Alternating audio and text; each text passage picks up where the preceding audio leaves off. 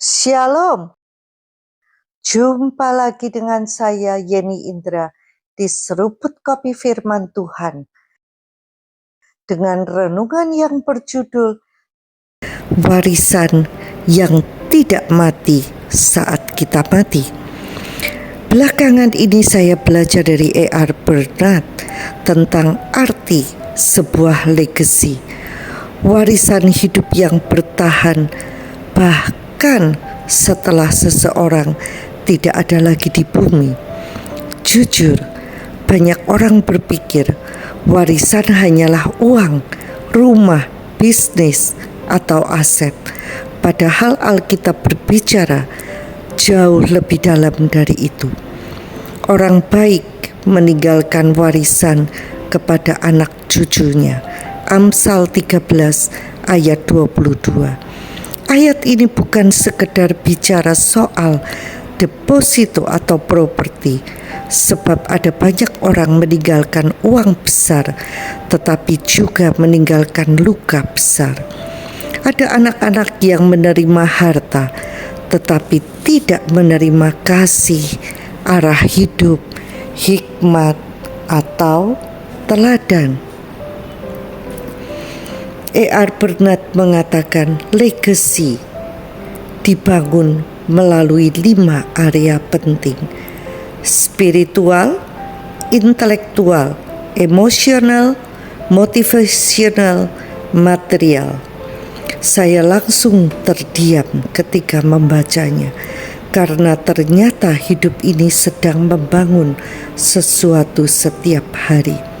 Entah kita sadar atau tidak, kita sedang meninggalkan jejak dalam kehidupan orang lain. Kita sedang mewariskan cara berpikir, cara bereaksi, cara mengasihi, cara menghadapi tekanan, cara memperlakukan Tuhan. Dan itu seringkali lebih kuat daripada uang.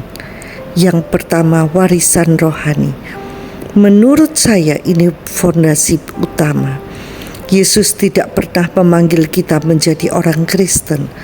Yesus memanggil kita menjadi murid yang diubahkan menjadi serupa dengan Kristus. Ada orang yang rajin pelayanan, tetapi anak-anaknya tidak pernah melihat kasih, damai, atau karakter Kristus di rumah. Sebaliknya, ada orang sederhana, tapi hidupnya memancarkan hadirat Tuhan.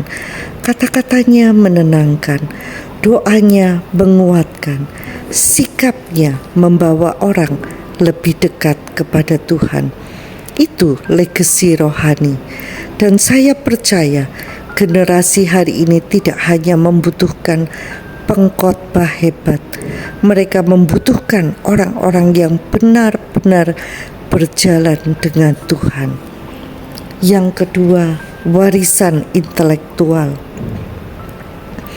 E.R. Bernard juga berkata, hikmat, pengetahuan, dan pelajaran hidup harus diteruskan kepada generasi berikutnya. Saya sangat setuju, karena buku yang kita tulis, pengajaran yang kita bagikan, bahkan percakapan yang membangun bisa terus hidup lama setelah kita pergi. Itulah sebabnya saya suka menulis.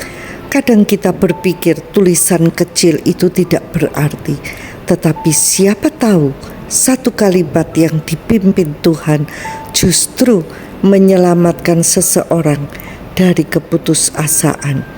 Ilmu tanpa karakter memang berbahaya, tetapi hikmat yang lahir dari perjalanan bersama Tuhan bisa menjadi terang bagi banyak orang.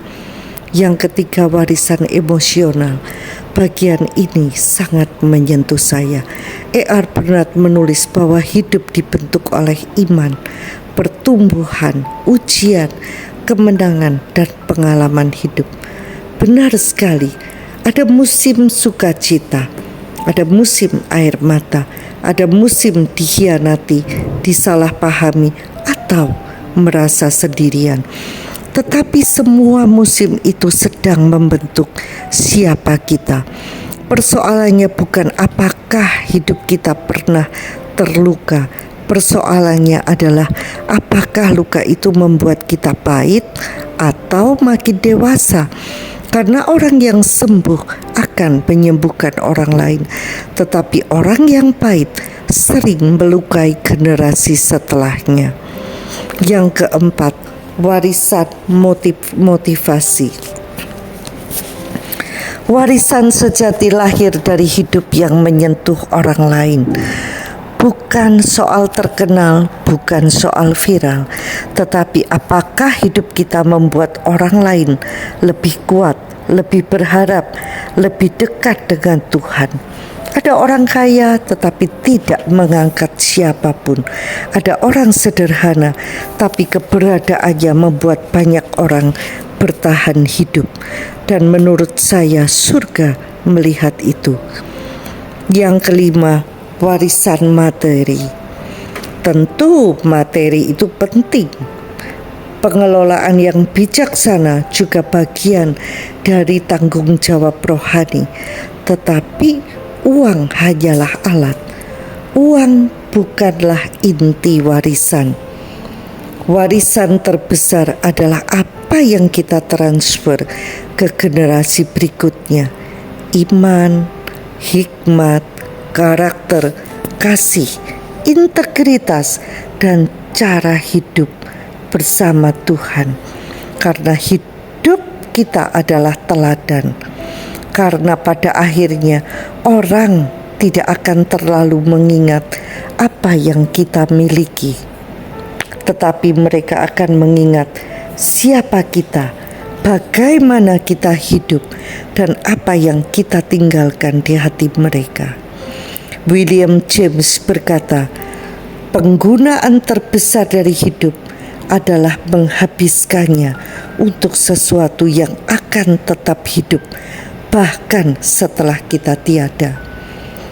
Sampai jumpa di episode berikutnya bersama Yeni Indra di Seruput Kopi Firman Tuhan. Tuhan Yesus memberkati.